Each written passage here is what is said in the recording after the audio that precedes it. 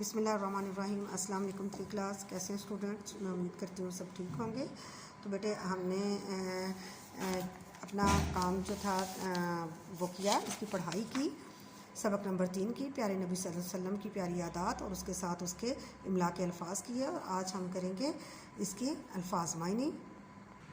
جی تو الفاظ معنی ہیں، پہلا لفظ ہے رہنمائی، راستہ دکھانا، دوسرا لفظ ہے امین، امانت دار، تیسرا لفظ ہے ملنسار، ہر ایک سے ملنے والا، اگلا لفظ ہے پیروی، فرما برداری، تاکید، بار بار کہنا۔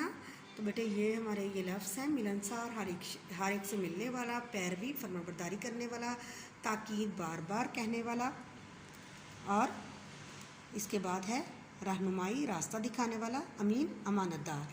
آپ نے ان لفظوں کو یاد کرنا ہے اور پھر اس کے بعد آپ نے اپنی نیٹ کاپی پہ لکھنا ہے۔ اوکے جی، اللہ حافظ۔